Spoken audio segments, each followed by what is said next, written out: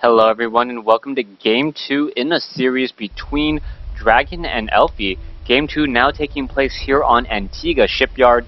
This is, I believe, the tournament version, as this was part of the Zotac Cup, I believe. And yes, and it is going to be only cross-spawns, so it is only cross-spawns, GSL version. Yes, Dragon letting them know that it is only cross-spawns here on Antigua Shipyard. Dragon spawning as the red Terran player over here at what I will call the 2 o'clock position. Meanwhile, Elfi or Elfi, the Protoss player, is spawning at the 8.5 position. So Terran versus Protoss once more, and interesting to see Dragon opening up and utilizing siege tanks, a unit that is not commonly used in Terran versus Protoss.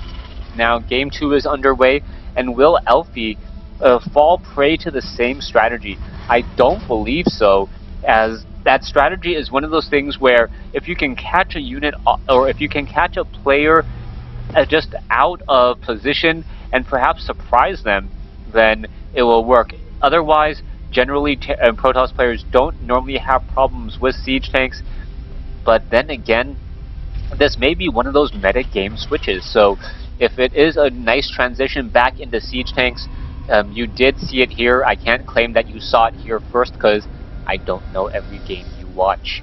Alright, we are going into a gateway. Most likely a simulator will be coming in. There it is, followed by the cybernetics or the pylon, and then another cybernetics core. Pretty much the standard build that then opens and blooms into almost every single Protoss build out there. So far, Dragon is establishing up his refinery, and with this, it looks like so far he is going for that same strategy once more. Marines will be popping out of there. He could go for a reactor, and now we could perhaps see an SCV do a little bit of scouting here, as a Marine will be trained up. A probe doing a great job getting in some true damage onto that SCV.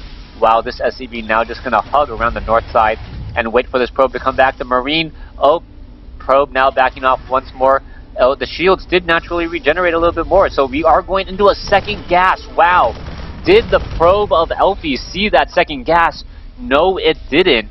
And that is huge, huge, huge.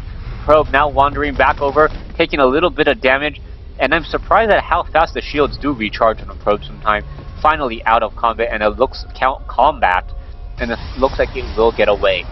Elfi, on the other hand, is going to be going into double assimilators as well. A very tech-heavy build coming in from both of these players.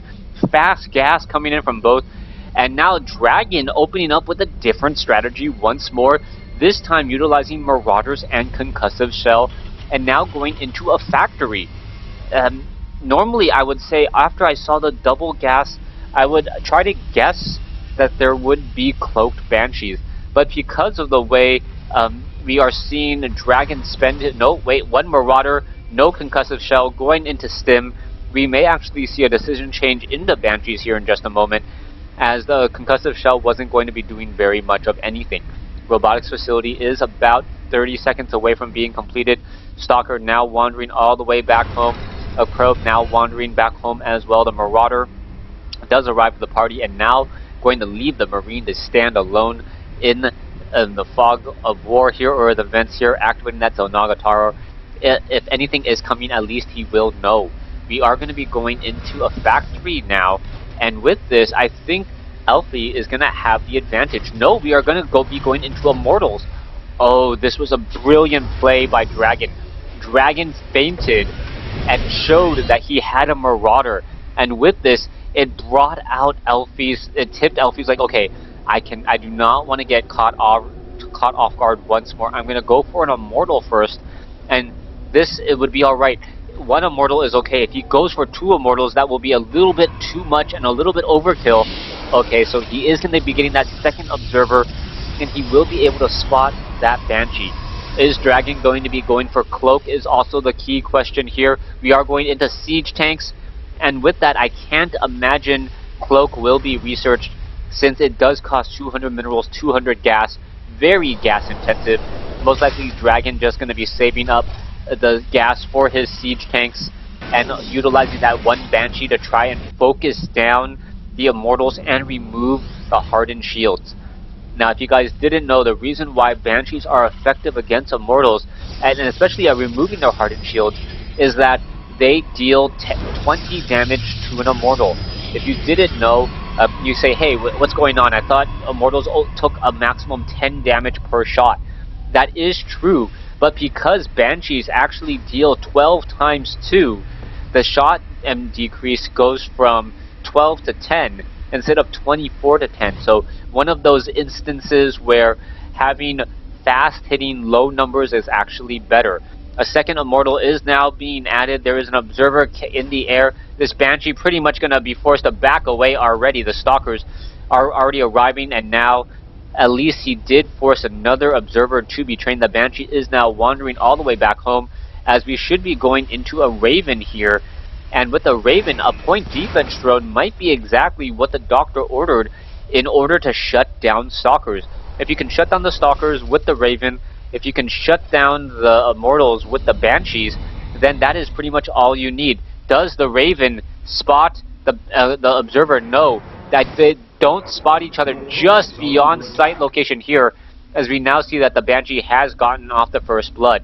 Raven is moving around. This Observer, oh, it was spotted here and now making its way inside the main base. We are now going into a second Banshee, and we are not seeing Curious. We are not seeing Siege Tech or Cloak. Siege tanks are going to be very useful. Siege tanks have one of the highest DPSs in the game against armored units. Their DPS is actually faster if you don't account for splash damage than outside of siege mode. So these siege tanks could be very effective. And if the Raven does have a point defense drone, the siege tanks plus Banshees plus Marines could take down all of these units here. It's really going to come down to the point defense drone, but there's only 3 Stalkers. So with 3 Stalkers, the damage isn't going to be mitigated that much. Oh, it looks as though one poor Stalker or one unit was taken down rather quickly. Let's take a look at the overall army count. Almost neck and neck, dead even. An Observer was taken down there, and now the Raven should be looking. Oh, some SCVs being brought in. A lot of SCVs being brought in this battle, and it could be an all-in probe now battling it out. Here you go. Is there a point defense drone? Yes, there is, absorbing many of the attacks. Stalkers are getting taken down. Siege tanks doing exactly what they need to do. The Marines, there's some force fields as well. The Banshees are trying to back away, as the Banshees, as the point defense drones do not intercept sentry attacks, but Dragon with once again a brilliant attack, and there is the game once more. No GG this time around. Elfi very upset, as Dragon now takes a 2-0 lead in this series over Elfi. Thanks for watching. Thanks for listening. Hope you guys enjoyed Game 2, as Dragon is really placing down the one base pressure here on Antigua Shipyard and also Ohana. Thanks for watching again. Thanks for listening. Hope you guys enjoyed this, and I'm really hoping that this is a new metagame style, as I've really felt that players have been really greedy early on, and no one has really been able to punish greedy players trying to establish Nexus or Command Center first. Thanks for watching. Thanks for listening. I think that's the 9th time I said that or something. Yeah, hope to see you guys on Battle.net.